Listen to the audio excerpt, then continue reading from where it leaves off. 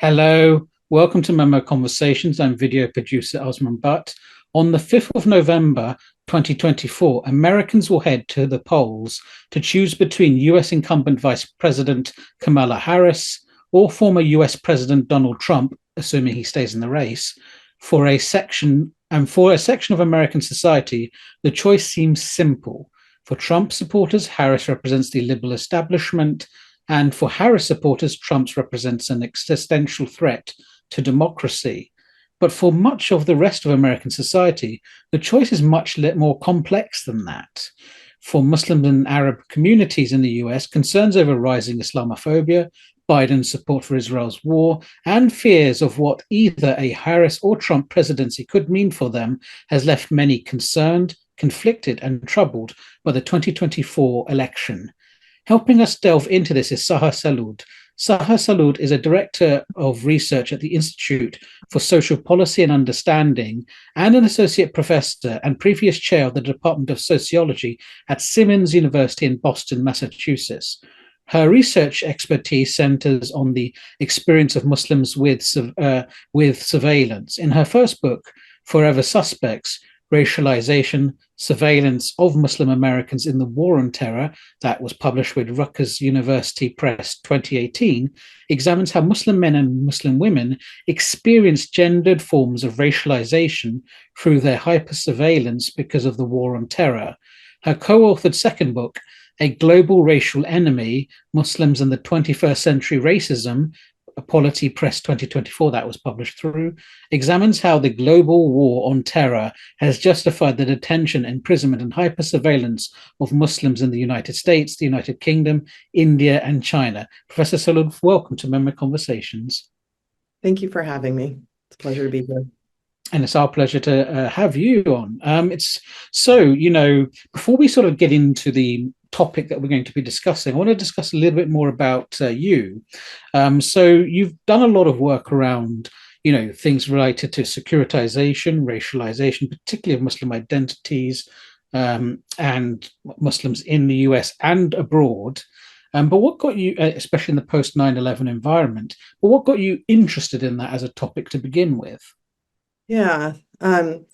So I started my PhD at Loyola University in Chicago shortly after the September 11th terrorist attacks. And, it was really through, what I was seeing in the Muslim community, their experiences, which, Muslims are very racially and ethnically diverse, especially in the United States. And so it wasn't that we weren't having experiences with racial discrimination in the United States prior to 9/11, but it was after 9/11 that I really noticed a distinct difference in the types of experiences with racial discrimination.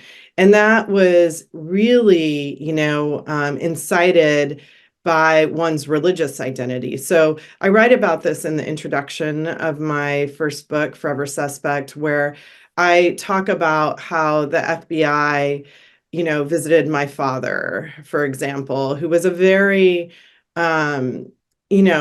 prominent Muslim American in his community in Texas, or how my mom, when she was wearing the hijab and driving her car to go get gas, was yelled at to go back home and things like that. That, certainly we had some experiences, but 9/11 really was a very, we really noticed the difference in what Muslims began to experience in that after that terrorist attack. So when I started graduate school, I was always interested in race in the United States.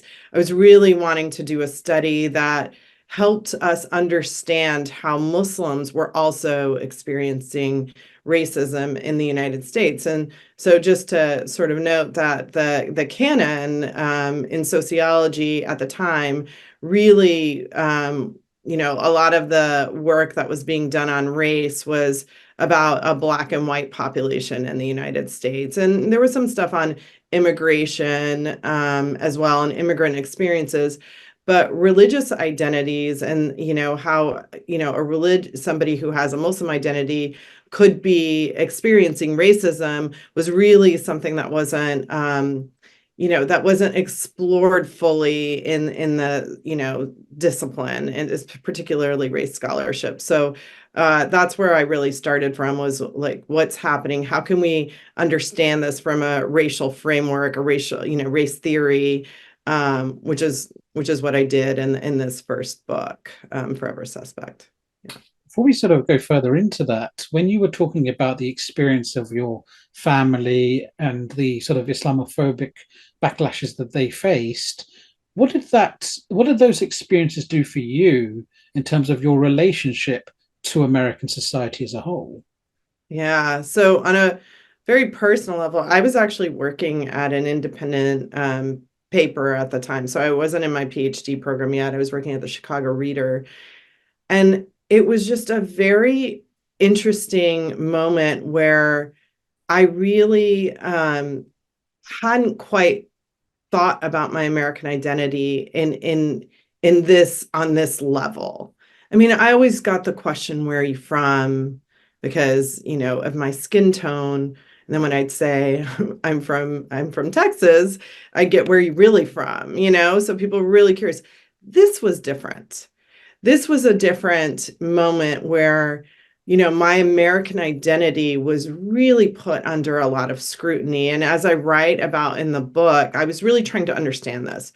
What's really happening here? Why is it that all of a sudden, I'm asked, where are you from? And then I have to clarify I was born in the United States, to feeling like I'm me, my family, my father, my community is seen as somehow a threat to this country. So, it was a very, it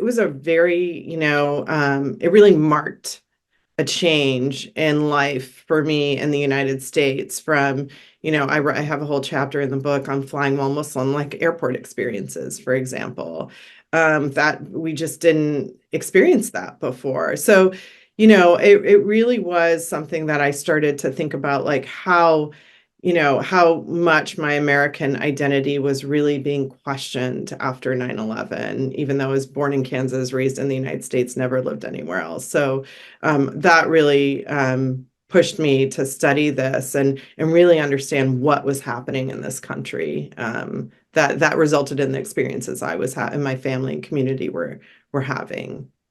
It feels interesting because, of course, this seems to be not just your experience, but a lot of people who were around the US at the time, post 9/11, lots of people of Muslim extraction backgrounds, affiliation, as well as people who just looked it, had a very similar experience too. And we see sort of this radical shift in the way many choose to identify it post 9/11, which has its implication also on the politics, which we'll get to in a moment.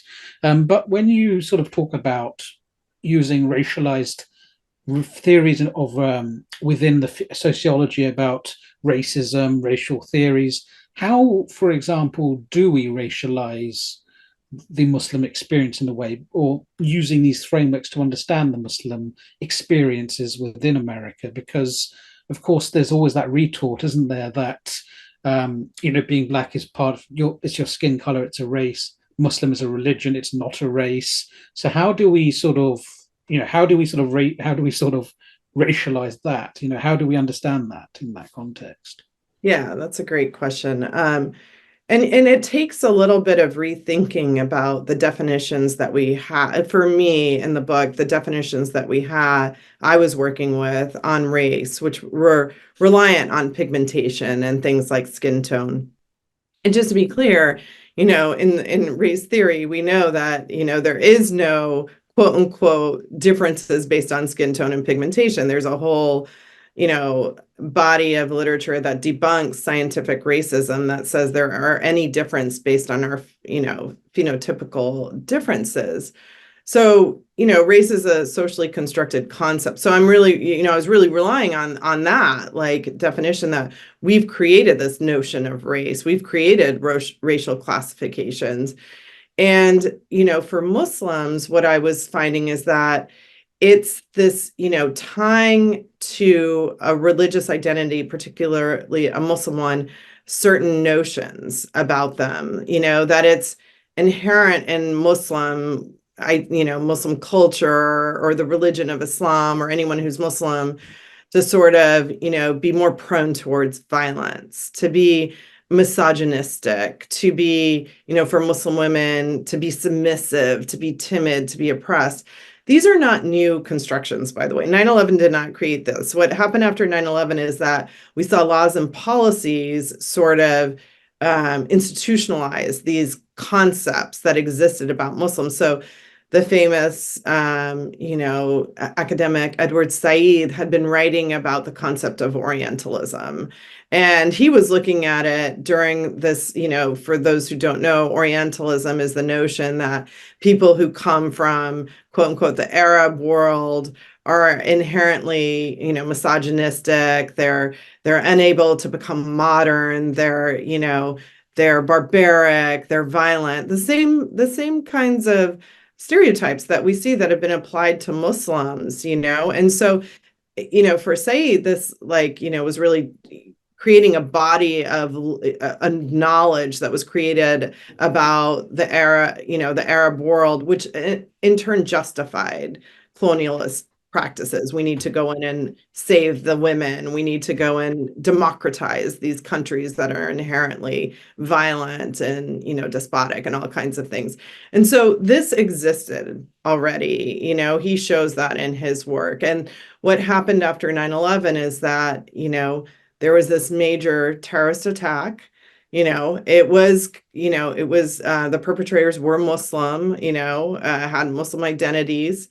And it justifies putting into place all of these laws and policies, counterterrorism laws and policies that rely on the construction that Muslims are essentially potential terrorists. And so we're living with this still, I've been studying this for, I don't know, in grad school, but, as a professor, for over 12 years. And sadly, we still see, that anytime there's an incident, of violence that a Muslim might have been the perpetrator of, we can see the expansion of our counterterrorism laws and policies. And so 9/11, not only in the United States, shifted a lot of domestic laws and policies, not just counterterrorism. So this is very important, is that our counterterrorism laws and policies in the United States don't just impact Muslims. They have a much larger scope. So it impacts policing in this country. It impacts our border security, at the southern border and surveillance and things. But it also had, it impacted globally across the different countries. So we're seeing counterterrorism, which is the second book that I just published, looks at like how these counterterrorism laws and policies are actually global, and they rely on this notion of the social construction of Muslims as violent, barbaric, and misogynistic. So we're seeing this the same tropes coming back. Well, I can sort of tell from this time period as well that it also, because many people sort of came up and this is their sort of coming of age moment where, they live in a post 9/11 world where suddenly Muslim identities are now suspect. And it sort of obviously there was initially fear in many of these communities and not just in the US, abroad as well. But it also inspired a new generation of Muslims who grew up in the US and the UK and elsewhere to go into politics, to take up actors and to organize. So in an interesting kind of way, on the one hand, you have this, incredible fear that something bad might happen, either from people within, everyday Americans taking, seeing a Muslim getting angry and doing something about it, or the government coming in and clamping down on you in some way. But we also see a lot of Muslims responding to this by going out and becoming active. And so this sort of interesting shift happens around this period. So could you perhaps talk to us about, how many people, Muslims, became inspired by, not inspired, but decided to go out into the community and how this sort of shifted the dynamics within Muslim communities? Yeah, that's a great question. I think so. When I was interviewing people for what was my dissertation that became my first book, it was between 2009 and 2012. So a very different climate politically in the United States. Obama was president of the United States, Um, and the qualitative interviews that I did, like people were saying to me, like, Muslims were fine, everything's fine, like, kind of this, sort of, I wouldn't say it was a denial, but just, Muslims, I interviewed for that book, South Asian and Arab American Muslims, and in their minds, race was really a black and white phenomenon. We're not really experiencing these things, but then they'd start telling me all these stories of experiences that they had. So it was very different than what we're seeing, what you're asking about, what we're seeing with this younger generation today. And I really think at ISP, we do have some data that kind of explains this, like from our 2020 American Muslim poll, there's a data point that shows that 65% of American Muslims, supported Black Lives Matter, for example, right? So what happens is in 2016, you have a Republican candidate who's campaigning on such overt anti-Muslim rhetoric. He's talking about banning Muslims. He's talking about registering Muslims. The rhetoric was really overtly anti-Muslim, which we didn't see even with Bush, during 9/11. He even distinguished there are good Muslims and there are bad Muslims, and let's not confuse that there are lots of good Muslims in this country, even while he was putting into place some of our counterterrorism policies that were negatively impacting Muslims in the United States. So you start to see, and there's a spike in hate crimes as Trump is campaigning on this, so we really started to see, a big spike in Muslims running for office, after this. Like 2018, we saw a ton of Muslims run for office, 2020, in 2022. And during the 2020 presidential election, a population that, was engaged became incredibly politically mobilized. So there was the Get Out the Vote campaign where we saw over 1 million Muslims vote. And so I think that, Muslims really started to get politically engaged and involved. And they were always civically engaged. There's a difference here between running for office and like voting for, on the presidential, for a presidential election. But so they were always civically engaged. I think we saw them volunteering. Muslims have we know that Muslims are very charitable in this country. They're one of the most charitable religious groups, but we really saw the anti-Muslim sentiments, the spike in Islamophobia really mobilize this population to run for office, to get out and vote. So I think, and then, living in the United States between 2016 and 2020, there were tons of protests, that ranged from, stemming off of the Black Lives Matter movement prior to 2016, but then we saw the Women's March, we saw, immigration, people, protesting for immigrant rights. We saw, anti-gun violence, the climate, and then we actually, the most shocking to me was for somebody who studied counterterrorism laws and policies for as long as I have, and I've written books and things like, and articles, when Trump passed his executive order on the first Muslim ban right after he became president, really making good on his campaign promises. That was not shocking to me. People were texting me, "I'm so sorry, sir," non-Muslims. "I'm so sorry, sir." I'm like, I've been studying this. This is not new. Like all of these presidents have put in these, counterterrorism laws and policies. But what was shocking to me was that people showed up to protest it. Finally, so we're in a moment where we're coming off lots and lots of organizing and protests and movement building and coalition building. And this younger generation of Muslims have been a part of that, So you're right. It's a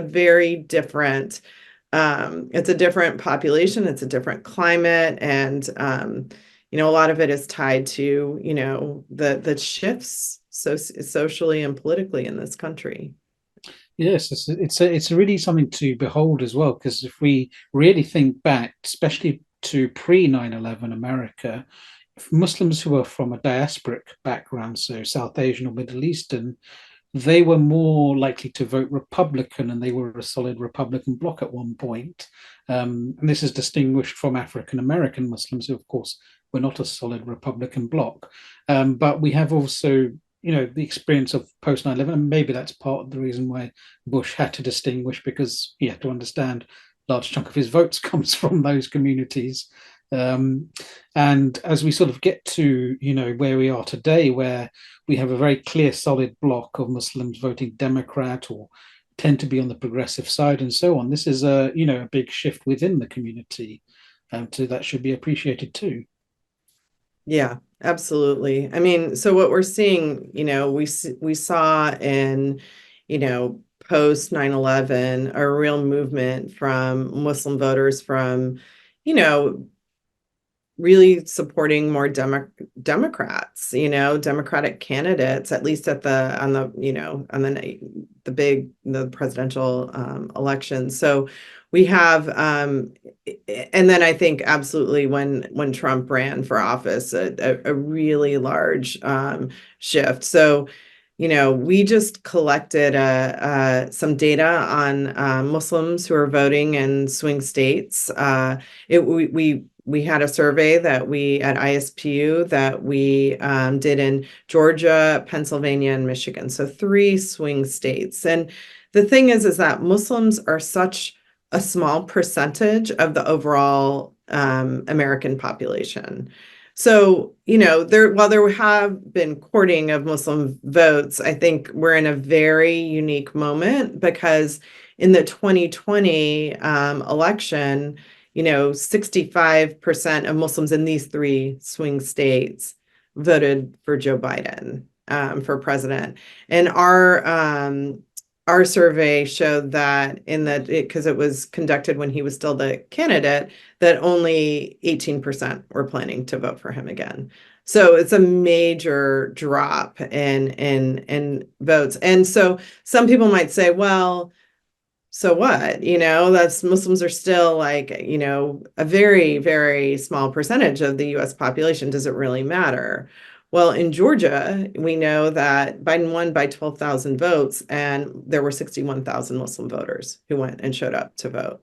And in, Pennsylvania, he won by 81,000 votes, and there were 125,000 Muslims who voted. So you have Muslim voters concentrated in states that are really important right now for this election. So, we're seeing a definite shift in Muslim priorities, what matters to Muslims. They definitely, after the Republican Party, led by Trump, sort of, really relied on this anti-Muslim rhetoric in the 2016 election that pushed, I mean, they were already, I think, moving away from the Republican Party because of, the global war on terror, the rise in Islamophobia in the United States. But that really, that was a big shift when we saw 65% are coming out to vote for the Democratic candidate, and Muslims were organizing as well. They were campaigning. There was like I said before, there's a large get out the vote campaign. So right now we're in a very different moment because I think Muslim voters feel like, they supported a presidential candidate who promised them that, Muslims and that what they cared about mattered. And then in this moment, post October 7th, they definitely have shown that they feel like their voice, that what matters to them was being ignored by our current president, Biden. So, as we've seen a lot of organizing in this country around Muslim voters, particularly, Palestinian-led, saying, you know, you need to pay attention to us because we came out and we supported you in 2020. And when, you won by such a narrow margin in these swing states, our vote matters. That's what we think.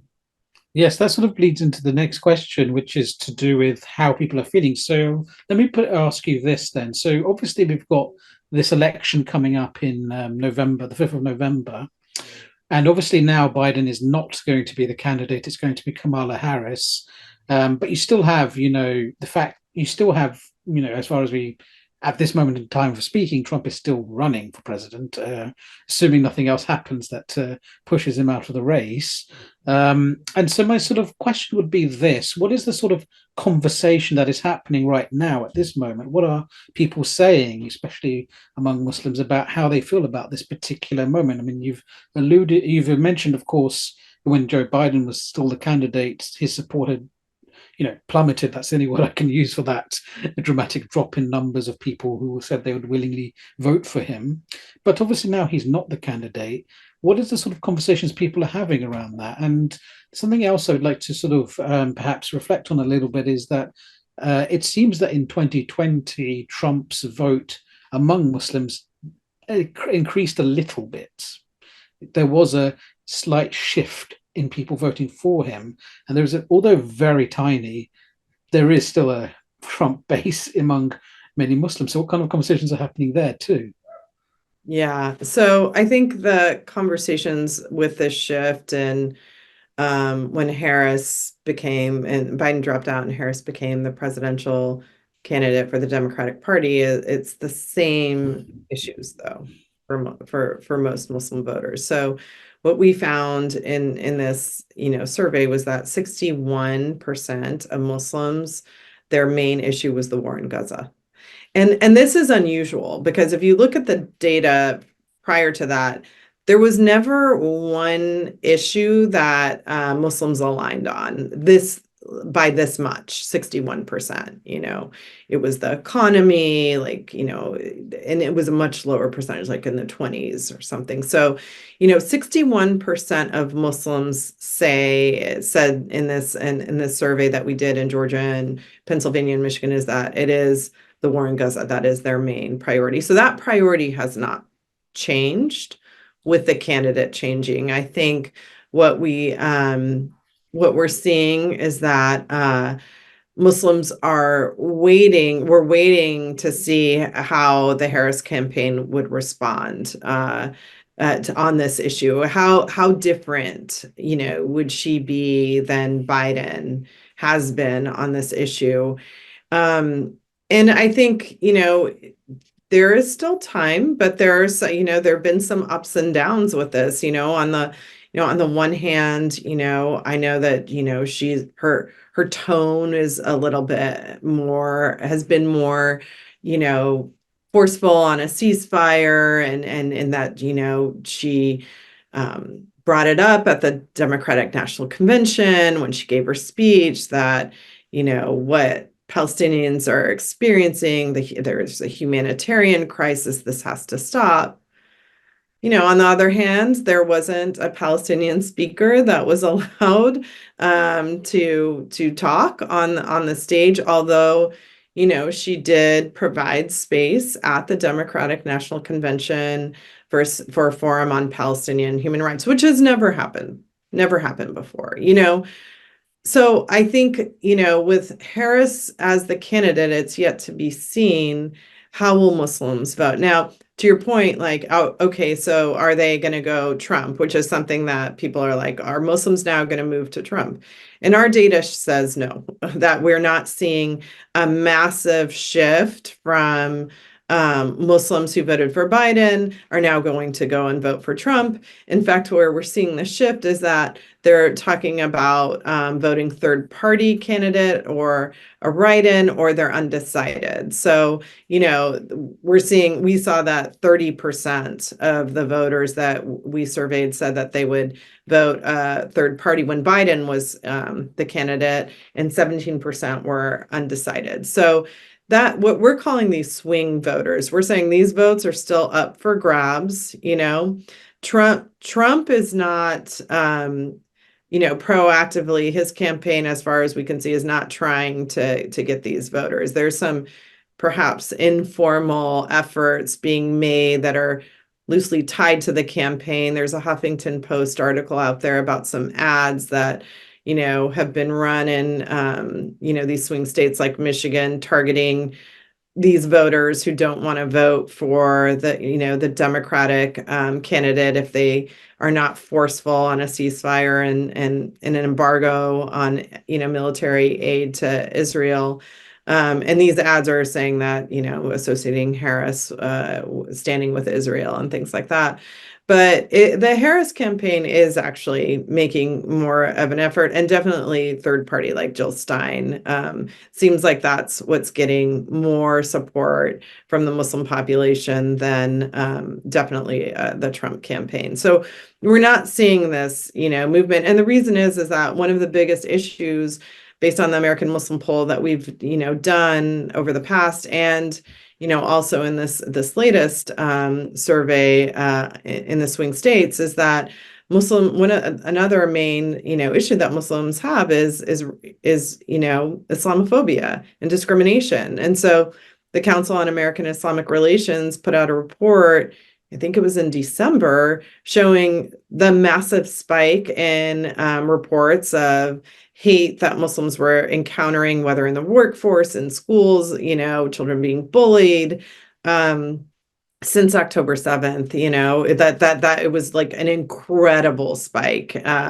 in this. So, these are issues that Muslims care about. They want to see something being done about their the discrimination they encounter at work, or bullying of their kids in K through 12 schools, or student protesters who are being, expelled from schools and things like that. And they know that the Trump campaign, Trump, who, like I said, campaigned on banning Muslims and registering them and, all these things, is not going to be the candidate who's probably going to, do anything about these issues that matter to them. So we're really not seeing that they're moving towards this Republican Party under Trump, but they're undecided, a lot of them, because they feel like the Democratic Party has said things, when they're running for president, that appear to appeal to a Muslim population. But I think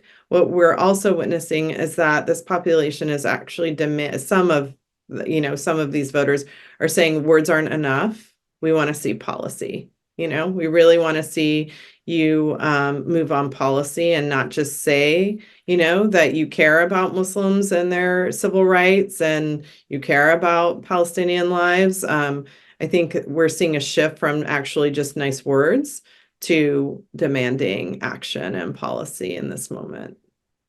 So you've obviously mentioned the sort of shift as well that happened after the 7th of October 2023. I wonder if you could talk to us a little bit about, since also, we've got the post 9/11 period, and then we've got 7th of October, just on a general level, social level, what are the sort of differences and similarities between the two periods? The aftermath of 7th of October, that we saw a spike in Islamophobia, but was there anything that was sort of different about it, and compared to, say, post 9/11? So what's your sort of assessment of that? Yeah, that's a great question. The major difference that I can say is that we've put into place, we're now October 7th. Now we have in this country all of these counterterrorism laws and policies that didn't exist pre 9/11. So 9/11 was really the moment that we started to see, like, we didn't have a Department of Homeland Security before 9/11. We didn't have the Transportation Security Administration. We didn't have a TSA. People, my students, were like, this is really wild that you didn't go through the security. You could just walk up to the gate and greet your family when they walked off of a plane. So we're now living under October 7th, a society that has, put into, like, we're living in a hyper surveillance society, really, where we have all kinds of surveillance tools, technology, but not only that, we have policy in place that, really, if you look at the counterterrorism laws and policies, there's a lot less accountability, when the government is, surveilling in the name of protecting the country from a foreign threat. That's very different than, a lot of the domestic policing in the United States. So, we have a lot in place right now that most people aren't aware of, because a lot of it is done under the radar and without this transparency and accountability. And so, now we have these definitions of what is considered terrorism.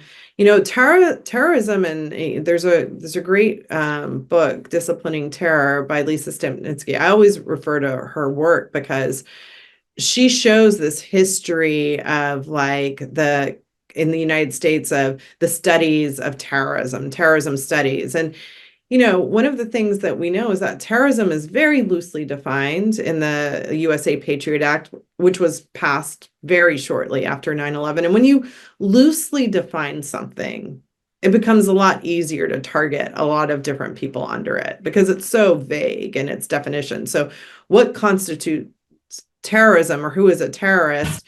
The association of that is very loosely defined. So now we have all these policies and laws in place that can be used to, say, for example, if a university wants to associate pro-Palestinian protesters as supporting Hamas, which the government has labeled as a terrorist organization, there's a lot more that can be done now to those students in terms of policing, beyond expulsion. We're talking about now we can start to, can they be arrested? Can they be charged? Can they be, detained? All of these kinds of things. And so, we're just at the start of the semester for these universities in the United States.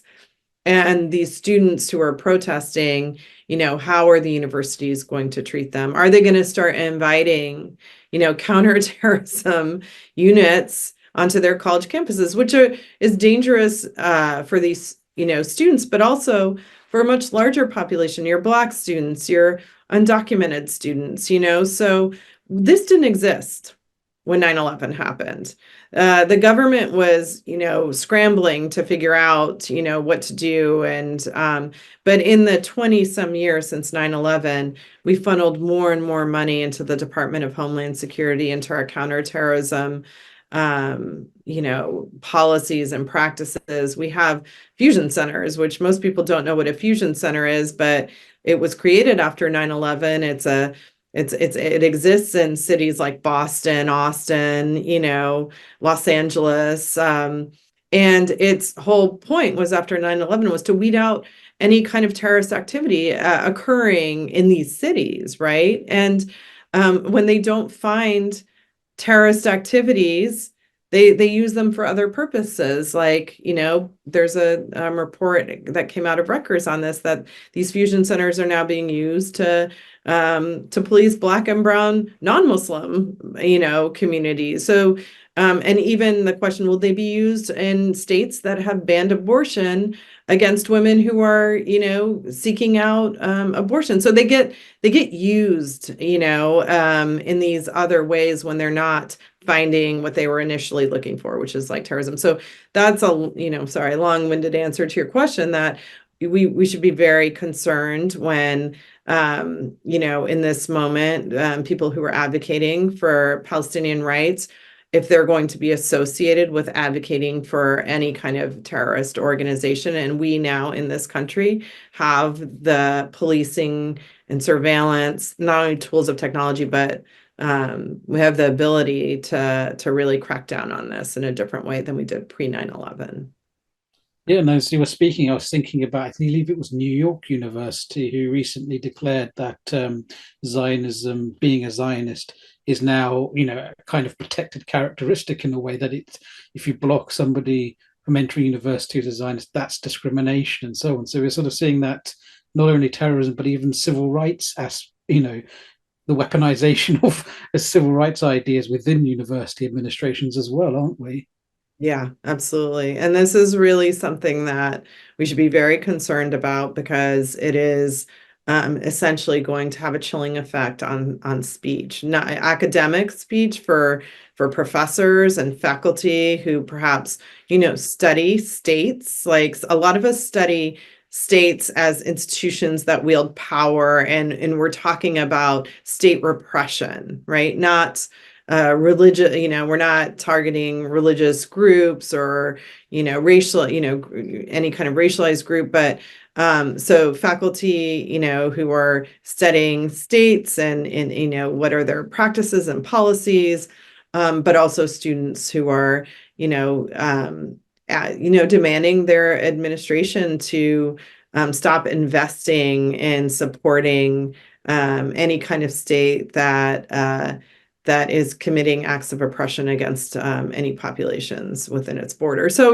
this is something that, universities are, thankfully, I think there are other universities that are attempting to take a different approach, which is, I've been reading about just staying completely out of any kind of, politics, which is a little difficult, but I think that we need to be very aware of the impacts that this will have on speech, on college campuses and beyond, So this is something to pay attention to. Of course, and there's also another, a different generational experience now because we spoke earlier about 9/11 and that being a coming of age moment in a kind of way for a lot of people, especially people of Muslim backgrounds in their relationship to America. Of course, now there's an entire generation, especially those who are at college now and have been at college for the last few years, who basically have no memory of 9/11 or the pre 9/11 world. And they're sort of gaining consciousness in the time. Obviously, we had COVID, we've had Black Lives Matter, but now we have October 7th. So, what do you feel like, just on the generational level? You've people who are sort of Gen Z and so on. What would you say is the sort of generational differences in their experiences of these things and how they understand these things? Because for somebody who was in the line, there on 9/11 during that time, they have a memory they can fall back to and like, well, this reminds me of the post 9/11 atmosphere. But if you are a young person who wasn't around that during that time, you don't have that sort of a memory to fall back on. So how do they experience it differently in a way? Yeah. Yeah, it's an interesting difference that you're kind of noting that, like, for those of us who remember 9/11 and it was very, it had a strong, a real impact on our everyday lives. These, like I said, I remember flying and not having a problem flying, and now they've rolled out real IDs, which is a product of 9/11, to make it very difficult for people to fly without, in the United States, we will have to have a real ID, which requires you have a birth certificate and things like this to get that ID versus a driver's license in the security in airports. I think this generation, but they have, while 9/11 isn't something that they've experienced, they've grown up with sort of consequences and impacts of 9/11. And so they still, while they don't have that pre and post 9/11 experience, I think that, they are growing up in a society where the racialization of Muslims is very real for them. And I think, if I think about the interviews and even the family members that I have, who aren't race scholars, right? Like, I'm studying this, so I understand it from undergrad to grad school. Their attitude was sort of, very much like, oh, this is not, they didn't understand their racialization right after 9/11. They were, there was sort of like, this was a horrible event. Yeah, these things are happening. The FBI is coming to the mosque, but they didn't quite grasp it initially. I think that population, even the older generation, has grasped that now after Trump, but this younger Gen Z population is being raised in, with an understanding of their racialization from early on, because of, you know, going to the airport, watching their mom or dad or themselves being stopped and searched, before they could get on an airplane. They are aware, they are living under these policies right now. So they're more aware of it. But I think the other thing is and it kind of goes back to what I said before, is they're also being raised in a time of a lot of social movements, with Black Lives Matter, understanding sort of police brutality and what, African Americans and Black Americans are experiencing when it comes to policing in this country. So, I think that, the rise and, sort of coalition building, movement building has a strong impact on Gen Z. And I also want to note that people have been advocating for Palestine for a long time. This is not new. Gen Z didn't invent it. Like there have been people who have been experiencing anti-Palestinian racism by getting denied tenure, losing jobs. There's been a real silencing around Palestine in this country. And so I think like this younger population is, has still, this that has existed prior to this moment of October 7th, but then also, being a generation that has social media and, different tools at their disposal that has, worked to help them like A, understand what's going on, but then B, also, it's a really great tool for mobilizing as well, so people are mobilizing. So I think that, in this moment, like while they're experiencing October 7th, while they see it, I think, maybe more millennials and Gen Z was still younger. Trump getting elected was another moment. So it wasn't just 9/11. There have been various moments in this country. There was I remember the Boston Marathon bombing. This was another moment. Anytime there's a terrorist attack, even if it's in Europe, Muslims here experience the consequences of that. There's a spike in all this. So there's a lot that's happened between 9/11 and now that Gen Z has certainly experienced. October 7th is a much more intense response by the government, by, universities and colleges, by, places of employment.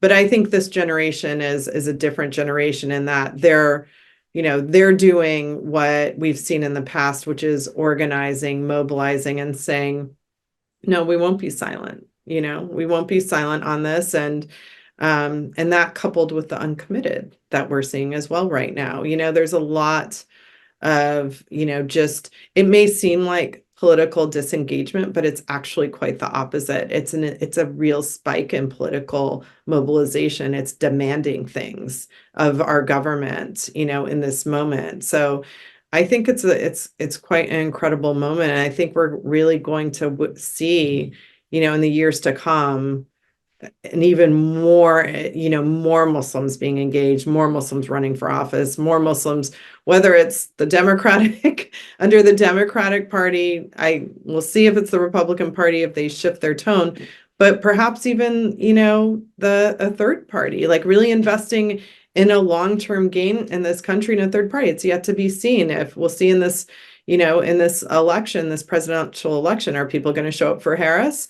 Or are they going to show up for Jill Stein instead? And are they going to say like neither of these parties are meeting our our needs, so we'll start investing in a third party, where it's yet to be seen. But I think we'll see more investment in it, and that's what we're seeing right now. I think an interesting thing to think about as well is because obviously with October 7th and everything that happened after it, I mean, 9/11, we talk about the long shadow after it that it casts on everything. And I think October 7th is now the new one where we think about what's the long shadow of that going to be. I mean, for many young Americans, they will remember the college campus protests and in some places, the repression of those protests. And so, my question here then is when we're thinking a little bit into the future, or a little bit further into the future, about the shadow of October 7th on the younger generations of Americans, what will that be? What will the relationship or attitude towards Israel and Palestine be going forward from what you can tell? I mean, I think the shadow of October 7th is going to be massive on so many different levels. I mean, for one, as much as, we're not, the Muslim population is not getting what they're demanding through protests, whether it's through uncommitted or student protests in this moment. What they have gotten is awareness of what's happening in this region of the world, which most people, didn't even know, let alone major news media. The mainstream media is talking about it. I mean, granted, I don't think that, it's always being represented the way that the way and what's going on, but they're demanding that we talk about it. They're demanding that we say. So on the one hand, we're seeing a lot of, there's the potential for a lot of oppression and repression coming from the state through policing and surveillance. That's true, both in the United States and globally. I think this is not going to just be in the United States because of, the global counterterrorism policies that exist. On the other hand, we're seeing people talk about Gaza and Palestine in a way that we've never really seen in this country. If you look on Instagram, you can see the violence that has been ongoing since October 7th. We've never, even after 9/11 and the wars that the military invasion in Iraq and Afghanistan, we did not witness what that meant on children and men and women. We're seeing it today. So I think that that's huge in terms of, the ceasefire survey that ISPU conducted showed that it's not just Muslims who want a ceasefire.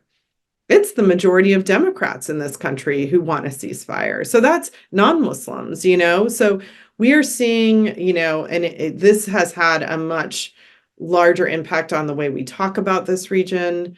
I think for these students, it's, I think just like in, when we saw the anti-war, pro-peace movements, around the Vietnam War. Now, this is a little bit different because the United States was actually the one, engaged in that war, with troops on the ground in Vietnam versus this one where we're seeing the United States providing, selling the weapons that are being used against Palestinians.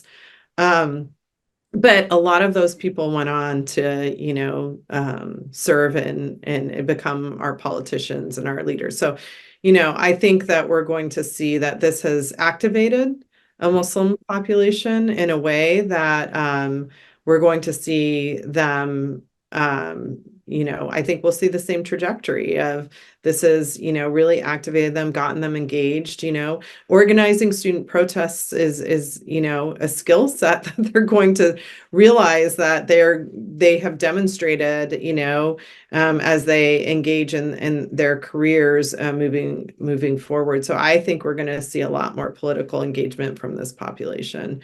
I think it's, the shadow of this is going to be that it's mobilized them in a way that is quite incredible. I think it didn't just come out of the blue. I think, like I said, the organizing, get out the vote, and the things that we saw, more advocacy organizations around Muslim rights, all of this, I think that, we'll see both the negative and the positive in the near future and moving forward that Muslims have demonstrated that they have the ability to come together, particularly around Palestine. But, I think I'm hopeful that this is going to be a turning point where we're going to see much more Muslim activism and engagement and fighting for human rights and civil rights, not just for Muslims, hopefully, but for all racialized and marginalized groups as well. Yeah. Indeed. And just sort of the last question. because we've spoken a little bit about what the future might be in terms of October 7th and communities, but thinking now about beyond this election, what are your sort of thoughts about what the future of America is going to be in the next year or two? Yeah, that's a big good question. I think it will depend on obviously what happens with this election. It's going to be it's a very big election, and the consequences are very real. I think the thing that, we're seeing is that there's obviously a big difference between the two candidates, Trump and Harris, in terms of running. There are a lot of civil rights issues on the line right now with this election. And um, so it's really yet to be determined, while there's definitely the issue of the war in Gaza and Palestine. There's so many other, there's so many rights at stake right now, LGBTQ, immigration, immigrant rights, surveillance, policing, all of these things, voting rights, education. So there's a lot. I do think, though, what we're starting to see, though, is that people are aware of the differences between the Democratic candidate and the Republican candidate, but they're also noting where there may not be enough, differences in some areas. So, this is one of them. Our foreign policy, our issues on foreign policy, the ways in which we are treating this war in Gaza. These are some things that we might not see a major shift in, depending on who becomes president, but domestically there will be a lot. There will be a major difference in terms of who becomes president. But the one thing that I'll say is, like I said, between 2016 and 2020, I never, in my lifetime, I haven't seen as much organizing and mobilizing and protesting. And it seemed like every weekend after Trump became president, there was some organization trying to get people together to figure out how can we protect democracy, how can we protect civil rights. So, depending on who becomes president, I think we'll see a different shift in this country. Will we see more organizing, or will the organizing die down a little bit, if Harris becomes president? But I don't think that I don't think that people will, sort of forget what's going on in Palestine and Gaza. I think this will be ongoing until we see a ceasefire and major policy shifts in the United States. So, it's to be determined. I think there's a lot at stake. So I'm sorry, I'm not answering it like concretely, but I think that there's a lot there's a lot on the line with this election, for sure. Indeed, there is. Saher Selod, thank you for talking to that MEMO conversation. Yeah. Thank you for having me. It's a pleasure. To our audience, thank you for tuning in. If you'd like to catch up with this one or previous MEMO conversations, you can go to our website, but please do tune in next time for more MEMO conversations.